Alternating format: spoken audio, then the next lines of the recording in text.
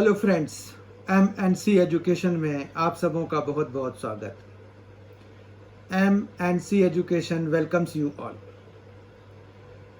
आज जो हम करने जा रहे हैं वो JSSC प्रीवियस ईयर्स पेपर के सीरीज का सेट 7 है।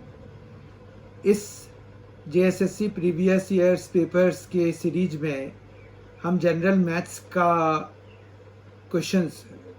मैथ्स के क्वेश्चंस लेकर आते हैं। इसमें आज जो हमारा क्वेश्चन पेपर है, टुडेज पेपर इज दरोगा PT एग्ज़ाम सेकेंड, जो इन बिटवीन 25/8/2017 एंड 6/9/2017 हुआ था, JSSC द्वारा कंडक्ट किया गया था। उसके दरोगा PT एग्ज़ाम का सेकेंड सेट लेके मैं प्रस्तुत हूँ। ये ओवरऑल जो हमारी जो सीरीज चल रही है JSSC प्रीवियस ईयर पेपर्स की, उसका ये 7th सेट है। आइए आज के सेशन की शुरुआत करते हैं। Question number 1, if the selling price of a car is 5/4 times of its cost price, then find percentage profit और लॉस। अब देखिए, हमें यहाँ पर क्या करना है कि ये दिया क्या है, पहले तो ये देख लेते हैं।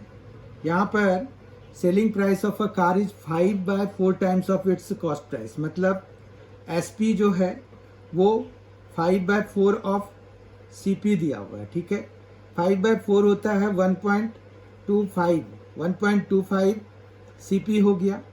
तो मतलब ये कितना हो गया, CP प्लस 0.25 ऑफ CP हो गया। ठीक है, 0.25 CP हो गया। यही जो है, इसको अगर हम ऐसे चेंज कर दें तो ये क्या हो गया, ये 25% हो गया। मतलब उसको जो प्रॉफिट परसेंट है वो 25% मिला। ये लॉस नहीं होगा, ये हमेशा प्रॉफिट हो जाएगा, क्योंकि यहाँ पर न्यूमरेटर बड़ा है डिनोमिनेटर से। ठीक है, और कितना प्रॉफिट परसेंट हुआ, तो 25% प्रॉफिट हुआ। तो ए ऑप्शन हमारा करेक्ट हो जाएगा इस क्वेश्चन के लिए। Question number 2, the average age of 7 girls is 14 years and when the teacher's age is included, the average age becomes 18. What is the age of teacher? ठीक है, तो यहाँ पर ये है कि अगर एवरेज एज ऑफ 7 गर्ल्स जो है 14 ईयर्स हैं, तो टोटल एज हम निकाल सकते हैं। टोटल एज कैसे निकलेगा, तो नंबर ऑफ गर्ल्स इंटू जो एवरेज एज है, तो ये आ गया।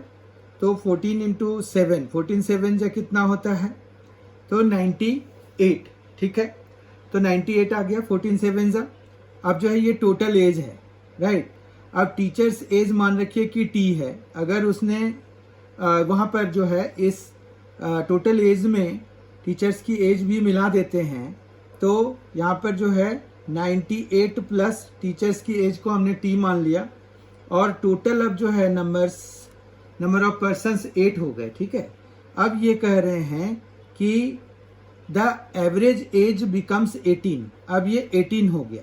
ठीक है, अब यहाँ से T की वैल्यू निकालनी है। T की वैल्यू हो जाएगी 18 × 8 माइनस 98। ठीक है, 18 8 जा कितना होता है, 144, और माइनस 98, तो ये कितना हो जाएगा, 46।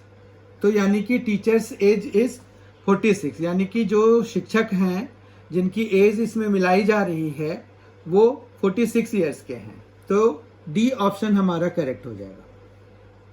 Question number 3, if 3125 power k is equal to 1/125, then the value of k is. Very easy question, यहाँ पर सिंपल है। 3125 की पावर में k दिया हुआ है और वो इक्वल टू है 1/125। अब अगर इनको हम पावर नोटेशन में लिखें तो 5 जो है हमारा बेस बन जाएगा इसका, और 5 की पावर में ये 5 आता है। ठीक है, 3125 के लिए 5 पावर 5 होता है, क्योंकि 5 पावर 4 होता है 625, और उसको जब फिर से फर्दर हम 5 से मल्टीप्लाई कराते हैं तो हमें जो है ये 3125 मिल जाता है, और उसकी पावर में k है यहाँ पर। ठीक है, और इज इक्वल टू ये क्या लिख सकते हैं, 5 की पावर में -3 लिख सकते हैं। ठीक है, इस तरह से ये जो 5k है उसको हमें इक्वेट कराना है -3 से, क्योंकि दोनों बराबर दिए हुए हैं। तो यहाँ से k इज इक्वल टू क्या निकल के आएगा सामने में, वो आएगा -3/5। तो इस तरह से ऑप्शन वाइज हमारा ए ऑप्शन करेक्ट हो जाएगा। Question number 4, what will be the fourth proportion of 4, 8, 12। Fourth proportion हम x मान लेते हैं यहाँ पर। तो फोर्थ प्रोपोर्शन का क्या मतलब हुआ कि 4/8 इज इक्वल टू 12/x, यानी कि ये x जो है हमने फोर्थ प्रोपोर्शन मान लिया इन तीनों नंबर्स के लिए, मतलब 3 तो ये हैं ही, फोर्थ नंबर हमने x मान लिया, तो ये सारे प्रोपोर्शनेट होने चाहिए, ठीक है। तो यहाँ पर 4 2 हो रहा है, तो ये 24, तो x इज इक्वल टू कितना आ जाएगा 24, यानी कि फोर्थ प्रोपोर्शनल नंबर जो है वो 24 है। ए ऑप्शन करेक्ट हो जाएगा इस वाले क्वेश्चन के लिए। Question number 5, if x is proportional to y and x is equal to 3 and y is equal to 6, then find the value of x if y is equal to 12। तो ये question जो है direct proportion से है, direct and inverse proportion. पता नहीं बहुत ही junior classes में ये कोई चैप्टर होता है। तो यहाँ पर जो है डायरेक्ट प्रोपोर्शन में ये बात रखते हैं हम कि x और y इस तरह से किया, तो यहाँ पर 3 और यहाँ पर 6 है। अब यहाँ पर जो है y की वैल्यू 12 है, तो हमें यहाँ पर पता करना होगा कि ये क्या है। मान रखिए कि यहाँ पर x1 हमने ले लिया, तो ये जो है डायरेक्ट प्रोपोर्शन वाली ही चीज़ है कि अगर ये प्रोपोर्शनल टू है तो यानी कि डायरेक्टली प्रोपोर्शनल है ये, ठीक है। तो डायरेक्टली प्रोपोर्शनल है तो 3/6 जो है वो x1/12 के बराबर होना चाहिए। तो अब ये जो है 3 2 हो गया और 2 से ये 6 हो गया, तो x1 की वैल्यू कितनी आ गई, x1 की वैल्यू यहाँ पर 6 आ जाएगी, ठीक है ना, क्योंकि ये 3 2 हो गया, तो x1 इज 6। तो आपका option wise A option he correct हो जाएगा इस बारी में। Question number 6, Raj and Aditya invested ₹24,000 and ₹52,000 respectively. 4 years later, they got a profit of ₹38,000. Find Raj's share in this profit. ठीक है, तो राज शेयर यहाँ पर देखिए टाइम का कोई चक्कर नहीं है, तो जो प्रॉफिट शेयरिंग रेशियो होगा वो उनके इन्वेस्टमेंट के बेसिस पर होगा। अब राज का शेयर पूछ रहे हैं, तो राज जो है 24,000 इन्वेस्ट किया था ना उसने, तो उसी प्रोपोर्शन में राज को मिलेगा, और ये हो जाएगा 24,000 प्लस 52,000 और इनटू में 38,000, ठीक है। ये किसका मिल रहा है, राज शेयर, नो प्रॉब्लम। अब यहाँ पर पहला काम तो ये है कि 24,000 है जैसे, अपॉन में ये हो गया 52 प्लस 24 76 हो जाएगा, 76,000 हो गया, और जो है इनटू में 38,000 हो गया, ठीक है। तो ये आ जाएगा, कैंसिल हो जाएगा, और यहाँ पर कितना 4 से कैंसिल हो जाएगा, 4 6 जा, और ये 19 है, 19 से 38 को कैंसिल कराइए तो ये कितना आ जाएगा 2000, ठीक है। ये आ जाएगा 2000, ये 19 है क्योंकि 4 से हमने कैंसिल कराया, तो 4 6 जा 24 और 4 19 जा 76, ठीक है। और फिर ये 2000 हो गया, 2000 इंटू 6 तो 12,000 हो गया, तो Raj share is 12,000। Option wise A option correct है। Question number 7. If the annual rate of simple interest increased from 6% to 17/2%, a man's yearly income increases by ₹850. His yearly income in rupees is. तो यहाँ पर जो है अगर हम देखें तो ये जो है ₹850 जो है उसका बढ़ जाता है जब 6% से 17/2%, मतलब 6% से 8.5%, यानी कि 2.5% जो है ₹850 के बराबर है। तो उसका ईयरली इनकम अगर हमने x मान लिया तो x का 2.5 5%, मतलब 5/2%, 5/2% इज 5/200, ठीक है ना। इतना जो है किसके बराबर है, 850 के बराबर है। अब ये 5 से हम इसको कैंसिल कराएंगे तो ये आ जाएगा 170, ठीक है। तो x की वैल्यू हमें निकालनी है, वही हमारा ईयरली इनकम है, ठीक है। तो हमारा x इज इक्वल टू 17 2 34 हो जाएगा और 3 जीरोज भी आ जाएंगे, तो 74,000, मतलब ये जो है उसका ईयरली प्रॉफिट जो है रुपया 34,000 है। तो बी ऑप्शन हमारा करेक्ट हो जाएगा। Question number 8, find the value of 178 into 7 plus 1.6 into 13 minus 75 into 5। तो हम जो है इनको 1 बाय 1 मल्टीप्लाई करके लिखना शुरू करते हैं। तो 8 7 जब 56, 5 आ गया, 7 7 जब 49 प्लस 5 54, 5 आ गया, 7 प्लस 5 तो 12, तो 1246 आ गया। फिर प्लस अब 1.6 इंटू 13 कराते हैं, तो 13 6 जब 78 और फिर 7 वो आ गया करी, और 13 1 और 7 तो 20, और डेसिमल 1 प्लेस पे लगेगा तो 20.8 आ गया। फिर यहाँ पर अगर हम माइनस, ये आ गया 5 5 से 25, 2 आ गया, 5 7 से 35 प्लस 2 37 आ गया। अब जो है इन दोनों को हम जो है माइनस करा के देख लेते हैं कितना हो गया, और फिर इसको प्लस भी करा देंगे। तो यहाँ पर ये आ गया, जब हम इनको माइनस कराएंगे तो 1 आएगा, फिर आएगा 7, फिर आएगा 8, ठीक है, और प्लस 20.8, तो ये कितना बन जाएगा 891.8 option wise 891.8 A part, A option हमारा करेक्ट है। Question number 9, Abhimanyu finishes a work alone in 8 days. Rajneesh finishes the same work in 12 days. In how many days would the work be finished if they will work together? मतलब दोनों अगर एक साथ काम करते हैं, अभिमन्यु जो है किसी काम को 8 दिन में, रजनीश जो है 12 डेज में फिनिश करते हैं, तो वो जो है एक दिन में कितना काम करेंगे? तो अभिमन्यु एक दिन में 1/8 और रजनीश जो है 1/12, ठीक है, इतना काम करेंगे। तो मतलब एक दिन में दोनों मिलके कितना काम करेंगे, जो दोनों का प्लस होके आएगा। अब 12 और 8 का जो एलसीएम होता है, तो यहाँ पर जो है 24 आ गया एलसीएम, ठीक है, तो ये आ जाएगा 8 3 तो ये 3 आ गया, प्लस ये 12 2 तो यहाँ पर आ गया 5/24।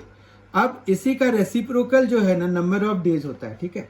तो नंबर ऑफ डेज निकालने के लिए हमें कुछ ज्यादा नहीं करना, यहाँ पर इसका रेसिप्रोकल ले लेना। रेसिप्रोकल मतलब इनको अपोजिट कर देना है, मतलब न्यूमरेटर और डिनोमिनेटर को स्वैप करा देना है, इंटरचेंज करा देना है।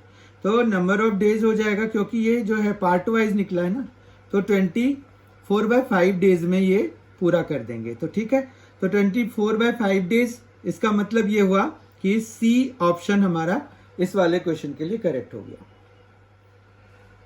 Question number 10, Suraj can complete a work in 6 days. He worked for 3 days and left. तो मतलब सूरज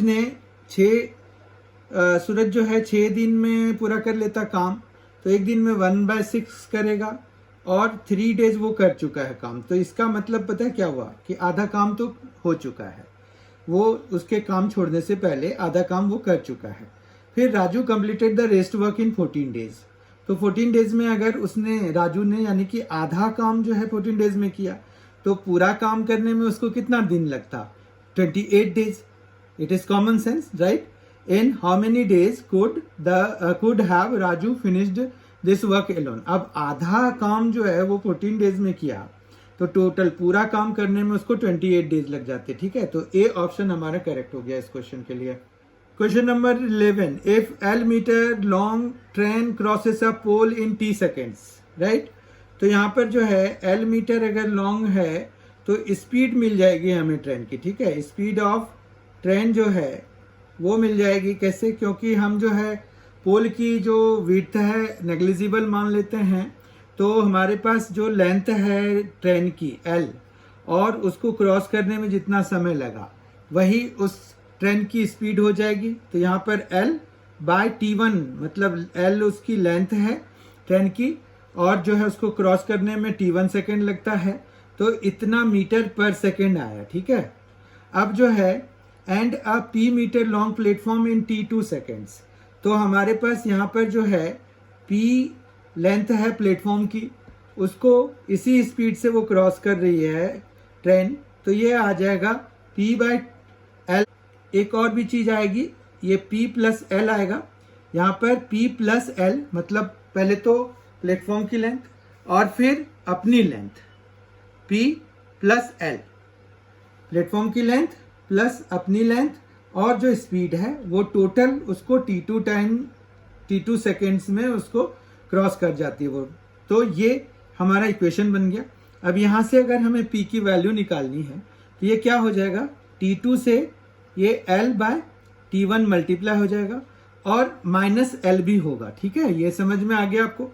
यहाँ पर जो p है वो क्या आ जाएगा, l कॉमन ले लीजिए, तो यहाँ पर आ जाएगा t2 माइनस t1/t1। ठीक है, t2 माइनस t1/t1 और इंटू l तो लेंथ ऑफ ट्रेन है, तो ये तो ठीक है। तो यहाँ पर जो है हमारा जो ऑप्शन में देखना है हमें, वो देखना है t2 माइनस t1/t1 कौन सा है। t2 माइनस t1/t1 है डी ऑप्शन हमारा करेक्ट हो जाएगा।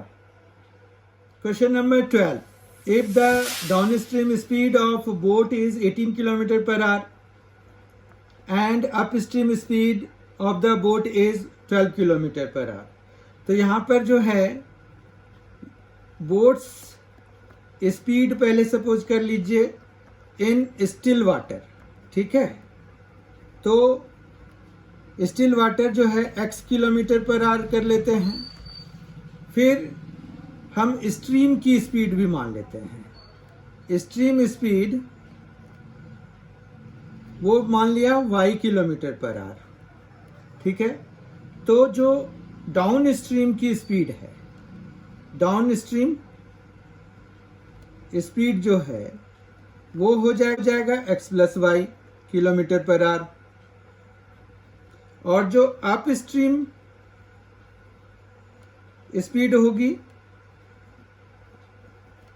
वो x - y km/h। ये तो चलिए फॉर्मुलेशन की बात हो गई। अब यहाँ पर ये कह रहे हैं कि डाउन स्ट्रीम स्पीड जो है 18 km/h है, मतलब x + y = 18 है, जबकि x - y = 12 है। ठीक है, तो x + y = 18 और x - y = 12 है, ये दिया हुआ है। अब आपको पूछ रहे हैं कि what is the speed of the stream. Stream की स्पीड y है, क्या करें जो कि हमारा y बचा रह जाए। तो हम y बचाने के लिए क्या करते हैं ना, इसको सब्ट्रैक्ट करा देते हैं, कोई दिक्कत नहीं, ताकि यहाँ पर x कैंसिल हो जाए और y बचा रह जाए। y भी कैसे बचेगा, 2y ऐड हो गया ना, और यहाँ पर 18 - 12 तो 6 आ गया, तो y = कितना आ गया, 3, और इसकी यूनिट हमारी km/h है। ठीक है, तो स्ट्रीम की स्पीड कितनी आ गई, 3 km/h। तो यहाँ पर ऑप्शन वाइज ए ऑप्शन हमारा करेक्ट हो जाएगा। क्वेश्चन नंबर 13, अब जो है यहाँ पर देखिए, what is 30% of 60% of 85% of 80। तो हमें क्या करना है, 30% ऑफ 60% ऑफ 85% ऑफ 80। ठीक है, इतना हमें निकालना है। तो हमें बेसिकली 0.3, फिर 0.6, फिर 0.85 और इंटू 80 करना है। ठीक है, तो ये देखिए ये आ गया 0.18, इन दोनों को जब मल्टीप्लाई कराया, फिर 0.85 है ये हमारे पास, और इंटू 80। ठीक है, 1 बाय 1 हम मल्टीप्लाई करा लेते हैं इसको। अब यहाँ पर जो है हम इन दोनों को जब मल्टीप्लाई कराएंगे तो ये कितना आ जाएगा, ये आ जाएगा 0.351, तो ये आ गया 4 डेसिमल, तो ये आ गया 0.153 इंटू 80 है। ठीक है, अब जो है जब हम इनको मल्टीप्लाई कराएंगे, ये 0 का तो अब कोई मतलब नहीं रहा, पर फिर भी हमारे पास 0 आएगा इस वाले 80 के लिए। यहाँ पर 8 3 से 24 हो गया, फिर यहाँ पर 2 आएगा, फिर 2 आएगा, फिर 1 आएगा, तो ये कितना आ गया 12240, मतलब 12,240 ऑप्शन। और ये जो है वो चाहिए, मतलब हमें जो है अपॉन में, मतलब ये जो डेसिमल प्लेसेस में देखते हैं तो ये 3 डेसिमल प्लेसेस हो गया ना, 1 2 3, तो 1 2 3, तो 12.24, 12.24 कौन सा ऑप्शन है, तो बी ऑप्शन हमारा करेक्ट हो जाएगा। Question number 14, a number was mistakenly divided by 50 instead of being multiplied by 50, find the percentage change in the result due to this mistake. तो ये क्वेश्चन जो है देखिए, इसमें क्या किया उन्होंने कि 50 से डिवाइड कर दिया जबकि मल्टीप्लाई करना था, और कह रहे हैं कि find the percentage change in the result due to this mistake. तो बेसिकली ओरिजिनल नंबर तो हमारा मान रखिए कि x था जिसको कि हमने मल्टीप्लाई कराया, तो रिजल्ट आना चाहिए था 50x। ठीक है बात, ये हमें डिजायर्ड रिजल्ट है। उसके बाद यहाँ पर ये है कि उसने मल्टीप्लाई की जगह डिवाइड करा दिया, तो ये आ जाएगा उसका जो रिजल्ट अपना वाला खुद वाला होगा। तो जो चेंज हुआ, परसेंटेज चेंज की बात कर रहे हैं, तो हमें ये कुछ इस तरह से निकालना पड़ेगा, जितना चाहिए था और उसमें जो डिफरेंस रह गया, मतलब यहाँ पर जो है कमी जितनी रह गई या ज़्यादा हो गया, तो ये है। ठीक है, तो यहाँ पर जो है ये 2500x माइनस x अपॉन में 50x इंटू 50, ये 50 नीचे आ गया और इंटू में 100 है हमारे पास, तो ये जो है ये बन रहा है 2499x बाय 2500x इंटू 100, ये x तो काट ही दीजिए और फिर ये 2 जीरोज भी काट दीजिए, तो यहाँ पर 2499 बाय 25 आ गया, 2499, तो ये 9 हो गया, 225 आ जाएगा, तो 225 हो गया तो 24, तो 249 आ गया, फिर से 9 होगा, 225 तो 24 हो गया, फिर डेसिमल डालेंगे 240 हो जाएगा, 240 हो गया तो भी 9 से, तो 225, 15 हो गया, फिर 6 आ गया। ठीक है, तो ये जब 2499 को 25 से डिवाइड करेंगे तो हमें 99.96 आता है। अब अगर हम ऑप्शन की तरफ जा रहे हैं तो हमारे पास 99% दिया हुआ है, 50% दिया हुआ है, 198% दिया हुआ है, 100% दिया हुआ है। इसके ज़्यादा करीब तो 100% है, पर हमें पता है कि ये 100% नहीं है। ठीक है, तो लेकिन ये 99% भी नहीं ले सकते क्योंकि ये ज़्यादा क्लोज तो 100% के है। तो इस तरह से ये क्वेश्चन के कोई भी ऑप्शन इसके वैलिड नहीं है। ठीक है, तो आप जो है इसमें कोई भी मार्क कर दीजिए, 99 भी कर दीजिए, 100 भी कर दीजिए, क्योंकि JSSC has a tradition of providing a wrong question and then deleting it. मतलब जब वो फाइनल जो निकालते हैं कि भाई जो ये फाइनल हमारा ये रहा चेक वाला जो करने के लिए निकालते हैं कि भाई किनका क्या, मतलब जो फाइनल की जो निकालते हैं, आंसर की जो निकालते हैं, उसमें ये सारे क्वेश्चंस, इस तरह के क्वेश्चंस वो डिलीट कर देते हैं। तो कई बारी तो 4-4, 5-5 क्वेश्चंस इन्होंने डिलीट किए हुए हैं इन द रिसेंट पास्ट। तो ये क्वेश्चन भी लास्टली ये डिलीट कर दिया था इन्होंने, क्योंकि इसमें कंफ्यूजन ये थी कि 100% के करीब है 99.96, पर ये 100% तो है नहीं क्योंकि कुछ तो चेंजेस तो हैं, लेकिन वो 99% के करीब भी 99% से तो दूर ही है ये। तो इसीलिए इस तरह से ये ऑप्शन वाइज ये क्वेश्चन गलत है। 99.96 अगर ऑप्शन दिया होता तो सही था, लेकिन बाद में उन्होंने इस क्वेश्चन को कैंसिल कर दिया था। ठीक है, तो इसका अभी कोई ऑप्शन अवेलेबल नहीं हो पाएगा, 99.96 है। इसको करने का यही तरीका है, आप समझ लीजिए इसको। Question number 15, a fruit seller has some apples. ठीक, he sells 60% apples and still has 2800 apples. Find the total number of apples he originally had. बहुत ही इजी क्वेश्चन, बहुत ज्यादा इजी क्वेश्चन, क्योंकि उसने 60% सेल किया तो उसके पास कितना बचा, 40%। अब टोटल जो है अगर हमने x मान लिया तो 40% ऑफ x जो है वो किसके बराबर है, 2800 के बराबर है, जो उसके पास बचा हुआ है। ठीक है ना, बचा हुआ 40 था क्योंकि 60% तो उन्होंने बेच दिया है, राइट। अब जो है यहाँ से अगर देखें तो 1 जीरो कट गया, उसके बाद जो है 4 से ये कैंसिल कराते हैं तो ये 700 में कैंसिल हो जाएगा, एक और जीरो इधर आके लग जाएगा ना क्योंकि ये 10 है, तो ये आ गया 7000। मतलब उसके पास इनिशियली 7000 एप्पल्स थे। सी ऑप्शन करेक्ट हो गया ना इसके लिए। Question number 16, a bag contains 800 coins of 25 पैसे एंड 1600 कॉइन्स ऑफ 50 पैसे। अगर 800 कॉइन्स 25 पैसे का है तो उसकी वैल्यू कितनी हो गई, मतलब वैल्यू ऑफ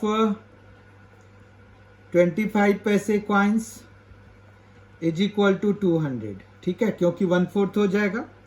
और वैल्यू ऑफ 50 पैसे कॉइन्स की बात करें अगर, तो 1600 का आधा मतलब 800 हो जाएगा। टोटल उसके पास यानी कि 1000 रुपीज थे, राइट, 100 रुपया थे। 13% ऑफ 25 पैसे कॉइन्स उसने हटा दिए, मतलब उसने 13% ऑफ 200 हटा दिए, माइनस 13% कर देते हैं। और इसमें से उसने क्या किया, 28% हटा दिया, ठीक है। अब 200 का 13% कितना हो गया, 26 रुपीज उसने हटा दिए। और 28% कितना हो जाएगा इसका, तो देखिए 20% तो इसका कितना हो जाएगा, पहले ये देखिए कि 800 है तो 10% 80 हो गया, फिर से 10% 80 हो गया, तो 160 तो 20% हो गया। फिर जो है 30% कितना हो जाएगा, तो ये 240 के बराबर हो जाएगा। फिर 2% उसमें माइनस करना है, 2% इसका 16 हो गया, तो इस तरह से 224 हो गया ना, 224 हो गया, क्योंकि 240 में से 16 माइनस करना पड़ा। उसके बाद टोटल उसने कितने हटा दिए, यानी कि ये हो गया 250, ठीक है। और उसके बाद थे कितने, 1000। तो टोटल वैल्यू वाइज जो है कितने percentage of money removed from the bag, तो ये 1/4 यानी कि 25% है ना। 250 बाय 1000 इंटू 100 कराएंगे तो परसेंट मिल जाएगा, ऐसे भी करके कर सकते हैं। 250 बाय 1000 इंटू 100 करा दिया, तो यहाँ पर 1 0 इधर से, 1 0 इधर से, 1 0 इधर से, देखिए 25 भी बचा रह गया, तो 25%। ए ऑप्शन करेक्ट हो गया। Question number 17, 5 cards are taken from a pack of cards. अब पैक ऑफ कार्ड्स में कितने टोटल कार्ड्स होते हैं, 52 कार्ड्स होते हैं, इस चीज का ध्यान रखना पड़ेगा। उसमें 4 पैक्स होते हैं, कौन कौन से होते हैं, जैसे स्पेड हो गया, क्लब हो गया, डायमंड हो गया, हार्ट हो गया। डायमंड और हार्ट रेड कलर के होते हैं, और क्लब एंड जो स्पेड हैं वो ब्लैक कलर के होते हैं। इस तरह से ब्लैक कार्ड्स कितने हो गए, 26 हो गए। रेड कार्ड्स कितने हो गए, 26 हो गए। तो यहाँ पर ये कह रहे हैं कि 5 cards are taken from a pack of cards, what is the probability of getting 3 red. अब टोटल कितने रेड हैं, 26 रेड से हैं, उसमें से 3 रेड लाने की प्रोबेबिलिटी कितनी है। तो हमने परम्यूटेशंस एंड कॉम्बिनेशंस एक चैप्टर करा था, उसके हिसाब से 26 में से 3 निकालने की प्रोबेबिलिटी होती, number of veg 26 out of 26 अगर हमें 3 निकालने हैं तो 26 से 3 वेज में वी कैन डू इट। फिर इसी तरह से 2 ब्लैक कार्ड्स भी निकालने हैं, and number of black cards भी 26 ही हैं, तो that means we can do it in 26 2 ways. अब टोटल नंबर ऑफ वेज भी चाहिए, क्योंकि प्रोबेबिलिटी में क्या होता है, number of favourable outcomes by total number of outcomes. अब नंबर ऑफ फेवरेबल आउटकम्स मतलब number of ways in ways 3 red and 2 black cards can be drawn. 3 red cards and 2 black cards, 3 red card और 2 black cards हम 52 cards में से draw करने के लिए निकाल लिया, ये फेवरेबल आउटकम्स हो गया। अब टोटल जो है 52 कार्ड्स हैं, उसमें से कितने निकाल रहे हैं, 5 निकाल रहे हैं, तो ये हमारा सैंपल स्पेस हो जाएगा। तो यही होता है ना, number of favourable outcomes by total number of outcomes, तो यही रिक्वायर्ड प्रोबेबिलिटी हो गई। अब ऑप्शन वाइज अगर हम देखें तो 26C3 into 26C2 bye 52C5, तो ये ए ऑप्शन करेक्ट है। Question number 18, when 2 dice are thrown, what is the probability of getting more than 3 on the second die? अब more than 3 on the second die चाहिए, तो मतलब हमें second die पे क्या क्या चाहिए, 4 चाहिए, 5 चाहिए, 6 चाहिए, ठीक है ना बात। तो यहाँ पर जो है टोटल आउटकम्स तो 36 होते हैं, पर अगर सेकेंड डाई पे हमें 3 से ज़्यादा चाहिए तो वो कितने तरीके से हो सकता है। तो 1 4, फिर 2 4, 3 4, फिर 4 4, 5 4 एंड 6 4। एक तो ये हुआ, फिर क्या होगा 1 5 से लेकर के 6 5 तक होगा, और फिर 1 6 से लेकर के यहाँ पर 6 तक होगा। ठीक है, तो इस तरह से अगर देखें तो ये कितने हैं, ये टोटल जो है 18 है, और जो हमारे पास सैंपल स्पेस हैं वो 36 है, मतलब नंबर ऑफ एस जो है वो 36 है। ये नंबर ऑफ फेवरेबल आउटकम्स हो गए, तो 18/36 इसकी प्रोबेबिलिटी हो जाएगी। प्रोबेबिलिटी इज इक्वल टू 18/36 यानी कि 1/2। 1/2 option wise D option correct हो जाएगा। Question number 19, if tan x is equal to 12/5, 0 less than x less than 90 degree, then what is, it is be printed है, it is 90 degree, मतलब वो उन्होंने first quadrant का angle दिया हुआ है। Then what is the value of sine x into cos x, sine x और cos x into cos x, मतलब दोनों के प्रोडक्ट की वैल्यू कितनी है। ठीक है, तो ये बहुत ही आसान क्वेश्चन है। इसके लिए हम क्या करते हैं, ट्रायंगल बना लेते हैं। ट्रायंगल जब बनाएंगे तो उसमें जो है हमें, अब ये जैसे ए बी सी हमने एक ट्रायंगल बनाया, इसमें एंगल ये x ले लिया, तो ये 12 हो गया और ये 5 हो गया। ठीक है, पैथागोरियन ट्रिपलेट के हिसाब से ये 12 है, ये 5 है, तो ये 13 हो जाएगा। 12, 5 और 13 जो है पैथागोरियन ट्रिपलेट होते हैं। अब आपको जो भी वैल्यू निकालनी है वो आप आराम से निकाल सकते हैं। Sign x into cos x की वैल्यू निकालनी है। साइन एक्स हमारा हो जाता है p/h, तो 12/13 हो जाएगा, राइट, और कॉस एक्स हो जाएगा 5/13, राइट, तो ये आ जाएगा 60/169। तो देखिए आप ऑप्शन वाइज कौन सा ऑप्शन करेक्ट है, ए ऑप्शन करेक्ट है। Question number 20 and the last question for this session, which is 7th set of JSSC previous year maths paper, maths question paper series. तो 20th question है, a horse is tied to a pole with a rope. The horse moves in a circular path keeping rope straight when it covers a distance of 35 meter. मतलब ये जो है arc length दिए हुए हैं उन्होंने 35, तो ये कह रहे हैं कि जब ये 35 मीटर है तो an angle of 60 degree is made at the centre. ठीक है, तो ये हो गया ये, यानी कि ये 35 मीटर का जब ये डिस्टेंस कवर कर लेते हैं। ठीक है, ये कुछ इस तरह का हो गया, तो 35 मीटर का, तो यहाँ पर जो सेंटर पे 60 डिग्री का एंगल बन रहा है, और ये आर्क लेंथ हो गई ना, तो आर्क लेंथ हमारा होता है θ/360 इंटू 2πr, राइट, कोई दिक्कत नहीं है। यहाँ पर हमें क्या चाहिए, what is the length of the rope, मतलब ये चाहिए, यानी कि क्या चाहिए, रेडियस चाहिए, राइट ना। तो रेडियस हमें निकालना है। एल हमें दिया हुआ है 35, थीटा हमें दिया हुआ है 60 और ये 360, तो 60 से 360 6 टाइम्स में कट गया।